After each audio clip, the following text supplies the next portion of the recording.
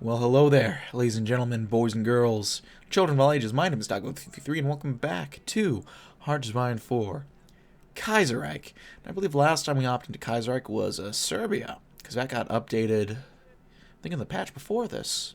We put the Syndicalists in power, restored Yugoslavia, and we're going to see if we could get Tito, but we just kind of got kind of bored.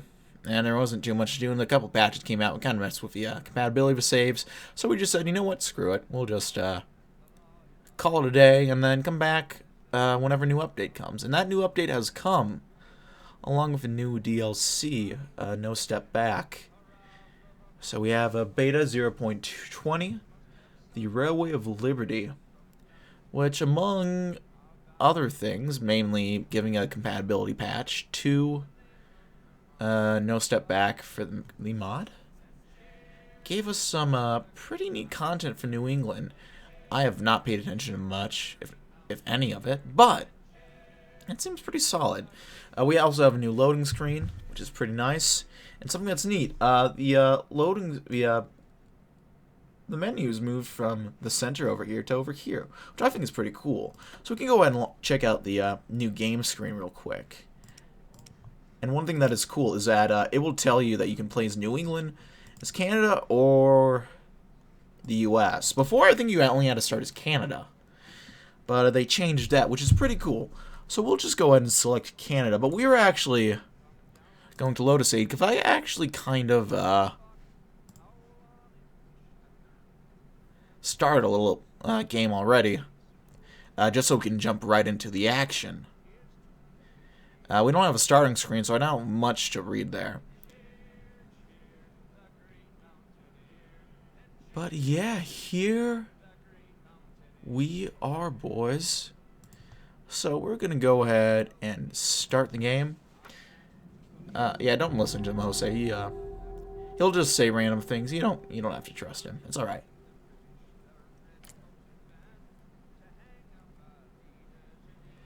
So we're going to go ahead and load in.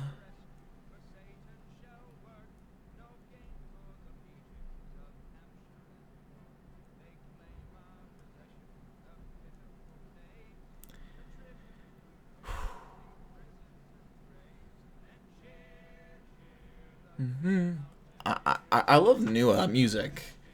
It already has me in the mood.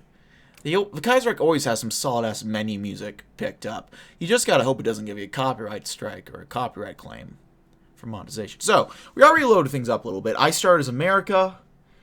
Not gonna lie, I did a couple of silly little stuff off camera to make things a bit easier for the Entente. And I usually don't care one way or the other, but I figured I might need a couple crutches in order to figure out how to play, or in order to help me reunite America, which is our ultimate goal. And the reason for that is I have not played a single game of No Step Back at all. This is my first game with the No Step Back patch. I played games since No Step Back has come out. I think Ireland. And that's really about it. So I haven't even played much Chino recently. I have no idea how any of the new systems work. I kind of paid attention to the updates here and there, or the dev diaries, but that's just kind of like a passing understanding. I know we kind of like supplying stuff, but that's really about it. So I am completely confused from a gameplay point of view on where to go. But we can just go ahead. Let's start with something that I am familiar with, and any good channel watcher should be familiar with as well. We're going to be reading. So, we're going to check out our leader here, Mr. Wilbur Cross. Born in Mansfield, Connecticut in 1862, Cross is renowned across the American literary scene for his talented work in analyzing English literature. From academia, Cross competed for the position of governorship for the state of Connecticut, of which he won successfully. With the outbreak of the Civil War, Cross finds himself in a precarious position following the Canadian occupation of New England.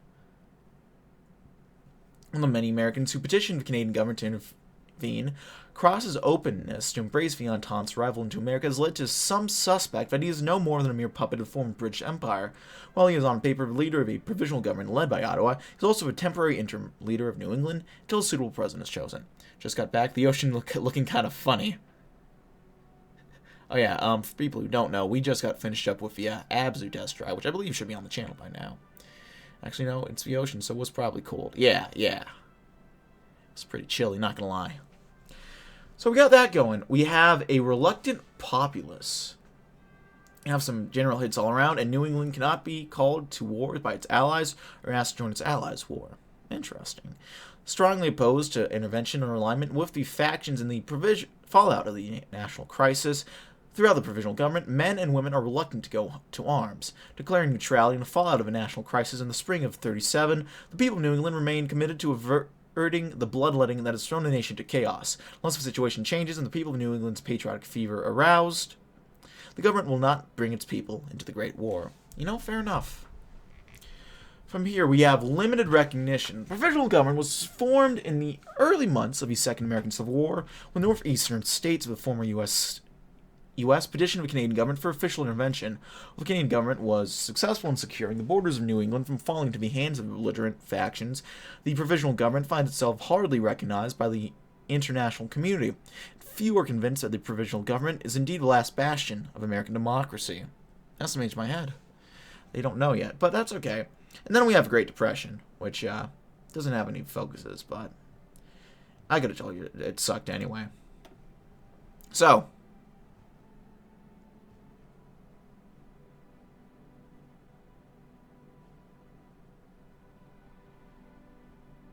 ooh, I'm taking a look at this because I didn't get a chance to check this out.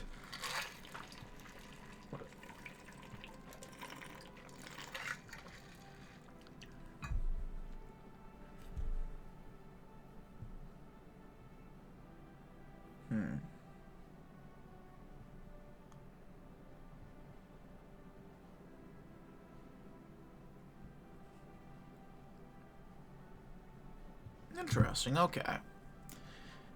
Yeah, this is a pretty neat focus tree. They just added it with the new update, which I think was about 3 weeks ago. I'm playing it now because I finally have had time to play Hearts of Iron. Because things have been a little wacky lately, but it's starting to work out, so.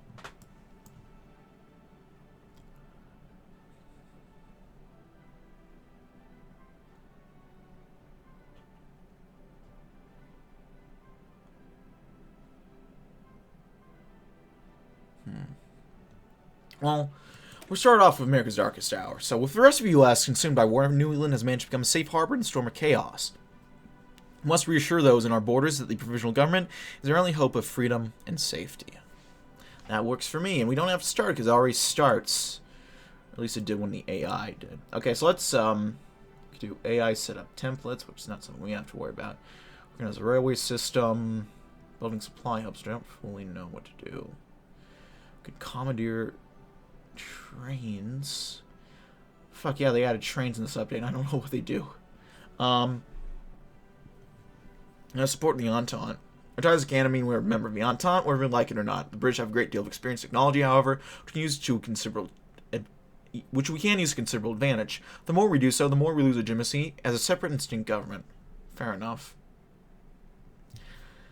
And we have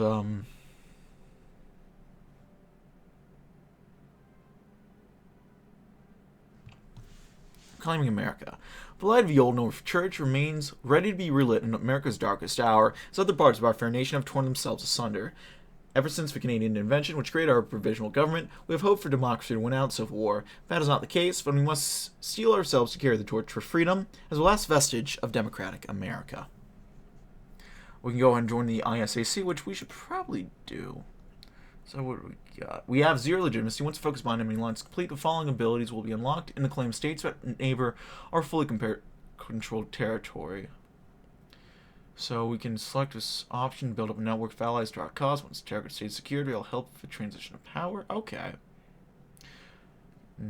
Smuggle weapons in target state, red resistance fighters. And then selecting this option, we'll deploy 2 partisan resistance fighters to help liberate the United States. Focus on freedom was taken, our brave pilots were able to... Okay.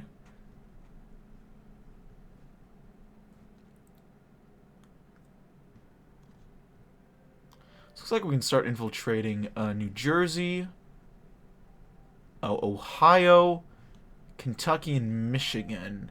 A little weird why we have those states of all of them, but okay, I won't question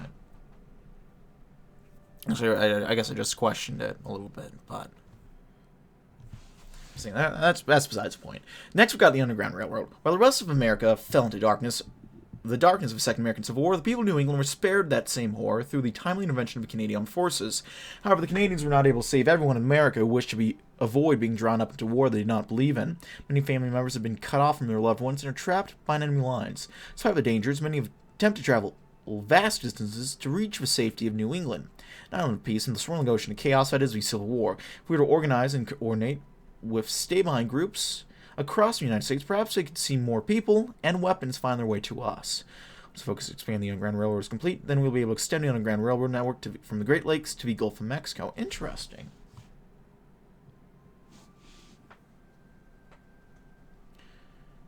Okay, so we will get manpower and local population added to our states. This is interesting.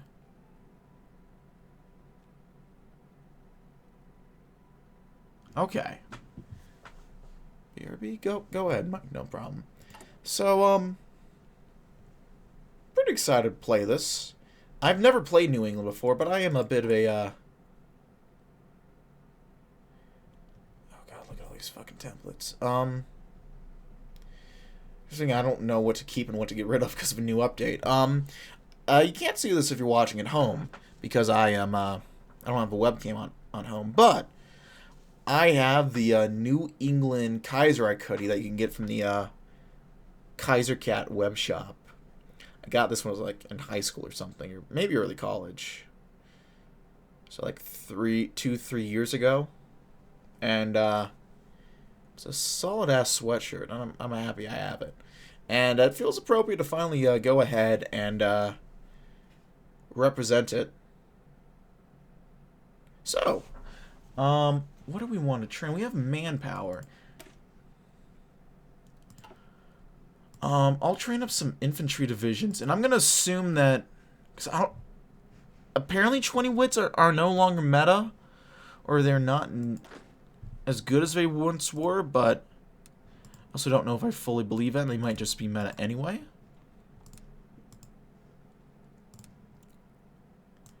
So I'm just going to try what I know was not broke before and see if I need to fix it or not.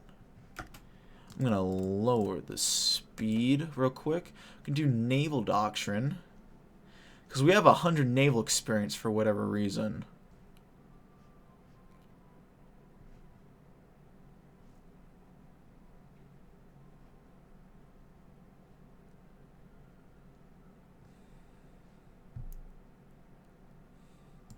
Let's do Trade Interdiction, I guess. 18 is meta now. Maybe. So I'm not quite sure. Now there's a new infrastructure. Which our infrastructure could be better. Now there's railroads apparently. Supply. So the supply down here doesn't seem to be good. So how do I fix that?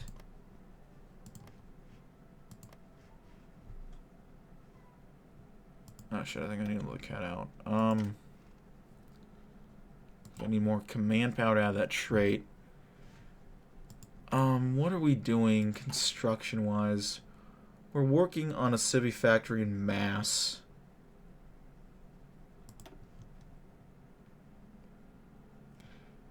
That could work. I think I'll build a supply hub in Albany as well.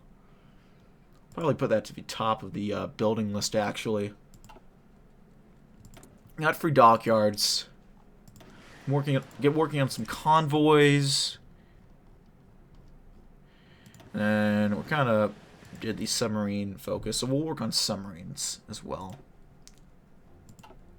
And then guns.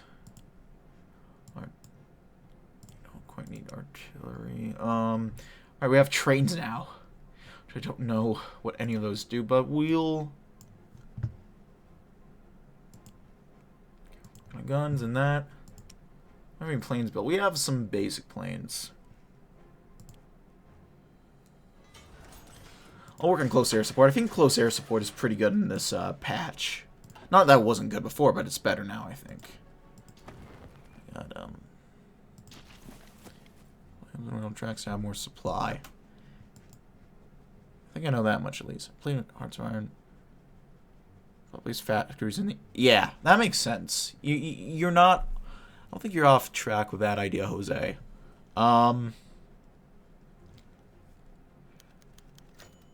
Okay, thanks to our allies in Canada, we've set up a provisional government in Boston is prepared to liberate the rest of our country. Fortunately, not many people, both in and out of the states of New England, believe that we are a true and legitimate America, and we must rectify this problem. Don't tread on me. I guess we could do naval exercises. That's not the biggest deal. See, Boston has some solid infrastructure. Ooh. Okay, a delegation from the Canadian government arrived today to formally invite New England to join the Imperial Economic Development Council.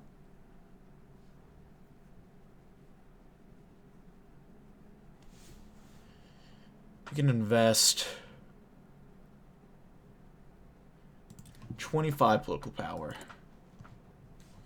Why not?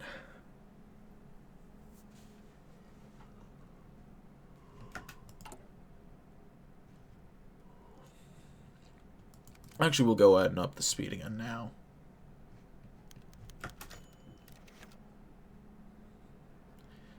Okay, you know, we can... Let's get them to...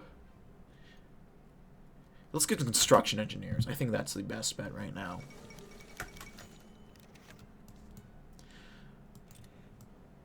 Okay, since May of 1936, VAFL has been helping a union in the towns of Tonawanda, Ilion, and Syracuse strike against the Remington Rand Company. Inspired by single strikes across the Rust Belt, workers reached the pinnacle of their anger when the company began spreading rumors that they would be bought by a firm that would not recognize the union. After the union threatened a strike, the community member distributed its own strike ballots, which led to an anger as the union members seized and destroyed company ballots, while also intimidating managers. Spurred on by the radical rhetoric of Jack Reed and his SPA, the union members became increasingly violent as their protests escalated. Local police and private security forces were called up by Remington Rand on numerous occasions to break up the strikers. As frustrations of the strikers grew, so did their tactics. Emboldened by the Red Guard militias, strikers had begun to create homemade bombs and hurl large iron balls at the police. Blood has been shed as some strikers have even been shot by the police. No compromise in view, an obvious choice would be sending the National Guard, putting down the strikers and regaining the police's forces discipline would ensure this rabble would finally be dealt with. However, some stress that this may only fuel more tensions among our workers. The syndicalists are right on our border, and they will no doubt capitalize on the strike to further paralyze our nation. Instead, they suggest that we approach the strikers in negotiation, so help us earn the trust of the striking workers. We can be reasonable.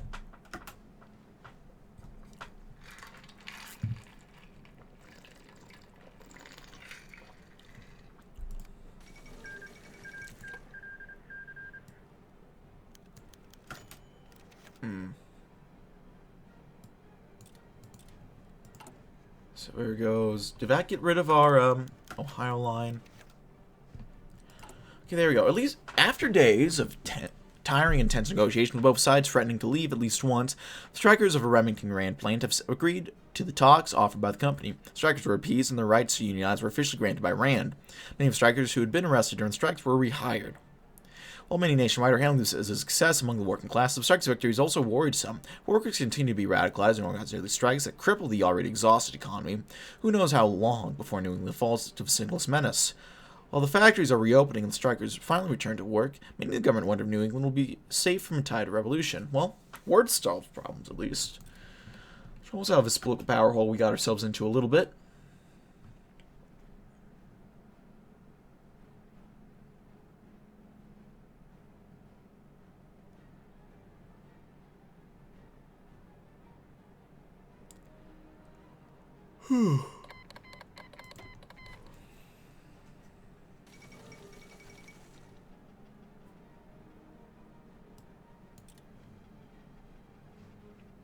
Well, the U.S. isn't doing too well. Smuggling group apprehended. That's not nice.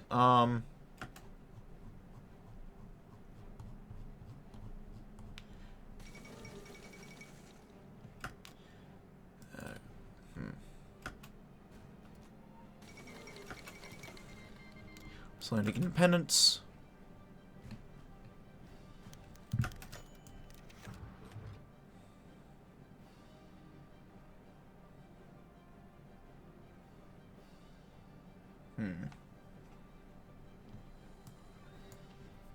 Okay, so the outbreak of a second American Civil War separated New England from the rest of the nation. In the absence of responsible government, local state governments have organized a vote in order to determine who shall lead as the provisional president of New England. In hopes of shoring up some of our legitimacy, the provisional president will only serve until 1940, when a normal election cycle will occur. The convention has come up with three options. The Republican parties put forward their candidate of Louis Barrows, a long-standing Republican committeeman, and just recently elected to the governorship of Maine in '36. Running alongside him is Styles Bridges, the former governor and current senator from New Hampshire. While they have promised to work with Democrats to bring about social relief for those still suffering under the Great Depression, they remain committed to fighting for what they view as excesses in immunization and welfare subsidies. Running against them is the Democratic Party's David Walsh, the former governor of Massachusetts and current senator of the same state. While he's not been supportive of large government projects ever since political defeat in 24, the party has chosen his running mate accordingly. Prospective Vice President Theodore Green, recently elected senator of Rhode Island, is a fervent defender of big government. He's already delivered speeches outlining plans to ensure relief reaches the people, enacting wage and rent reform to keep the bottom line up. Finally, an unorthodox approach for an equally unusual election, moderates from both the Democratic and Republican Party pushed forward the option of Joseph Martin Jr., member of the House of Representatives for Massachusetts for over the last decade. He's agreed to have Joseph Ely as his running mate, which will mark the first time since John Adams and Thomas Jefferson's election in 1796 that members of opposing political parties will run together. Promising a middle ground where both parties have equal input on national policy, they hope that the moderates can carry their way into the presidency. I think we'll go ahead and do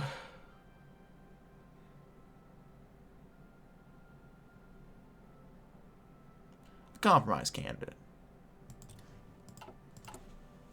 Yeah, there we go. I think with that, gang, it's time to go ahead and leave it there. So thanks as always for watching. If you like this video, leave a like. I'm going to do the outro for the YouTube people, Twitch, so hang tight. Like, so leave a like. If not, feel free to dislike. If you want to see more of this kind of feature, hit the subscribe button. I got caught up.